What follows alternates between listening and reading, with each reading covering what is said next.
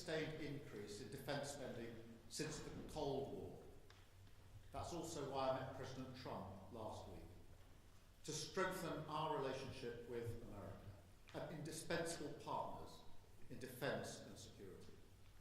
And it's why this weekend I've been hosting European leaders here in London to work together for the security of the United Kingdom, Ukraine, and Europe as a whole. Through my discussions over recent days, we've agreed that the UK, France, and others will work with Ukraine on a plan to stop the fighting. Then we'll discuss that plan with the United States and take it forward together. The purpose of today's meeting was to unite our partners around this effort, to strengthen Ukraine and to support a just and enduring peace for the good of all of us. Our starting point must be to put Ukraine in the strongest possible position now, so that they can negotiate from a position of strength, and we are doubling down in our support.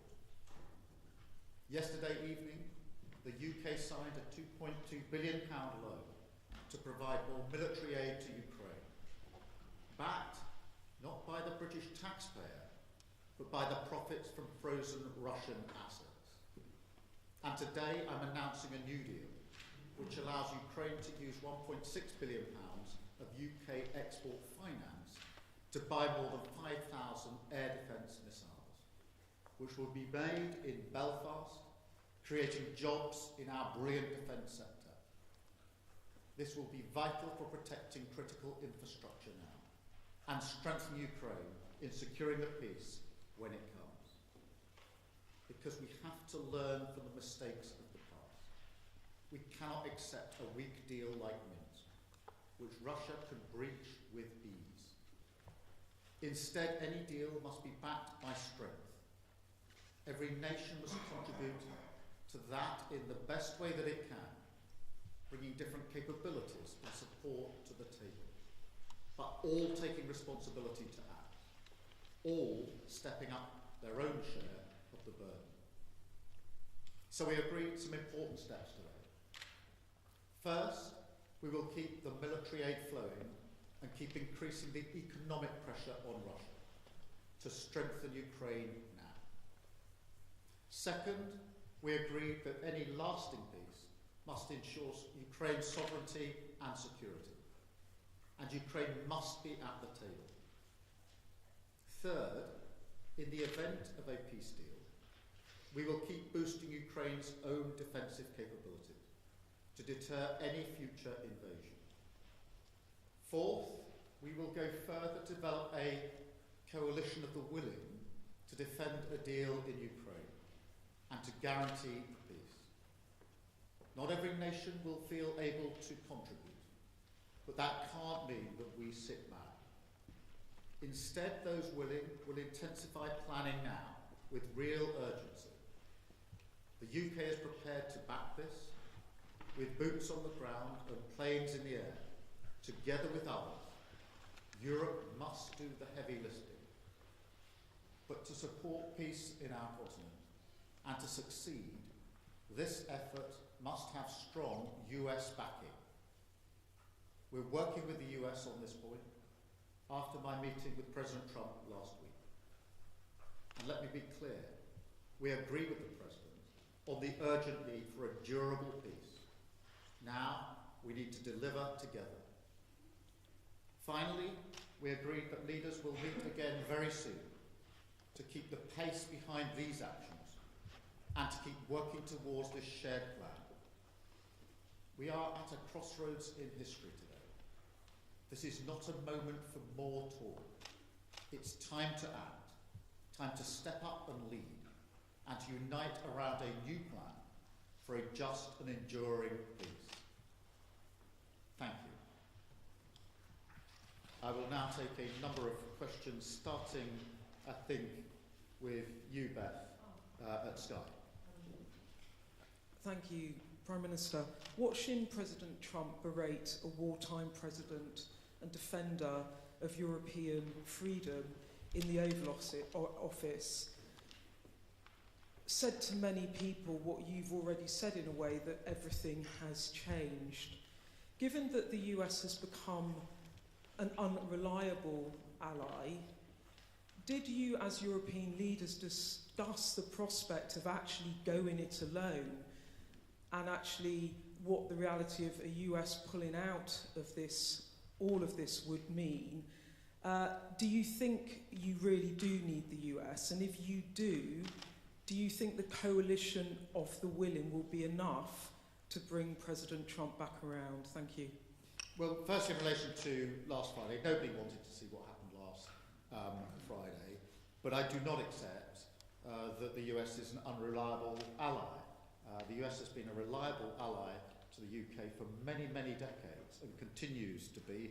There are no two countries as closely aligned as our two countries, and our defence, our security and intelligence is intertwined in a way no two other countries are. So it's an important and reliable ally for us. The discussions we've had today, particularly the coalition of the willing, is on the basis that this is a plan that we will work with the US and that it will have US backing. So that is the purpose of the plan, and that is why I spoke to President Trump last night before we developed the work on this plan. Thank you. I've got Robert from ITV. Yeah, hi, Robert President, ITV. I want to sort of put to you what will be on the minds of millions of British people. With your commitment in the event of a peace deal to deploy British soldiers to Ukraine, is there now a more real prospect of Britain being at war with Russia? Can you rule that out? The whole point of a guarantee for any deal, or if there is a deal, is to preserve the peace. And if you want to preserve the peace, you have to be prepared to defend the peace. So the reason I've been forward-leaning on this is because I want to avoid conflict, because I do not want conflict in Ukraine, in Europe, and certainly not in the United Kingdom. I want stability in the United Kingdom. The way to ensure that stability is to ensure that we are able to defend a deal in Ukraine, because the one thing our history tells us is that if there is conflict in Europe, it will wash up on our shores. And already in the last 3 years, what's happened in Ukraine has had a massive impact on many working people back here in the United Kingdom, because their bills have gone up, their energy bills have gone up. There's been an instability in our economy caused by that conflict. So we are not unaffected by it.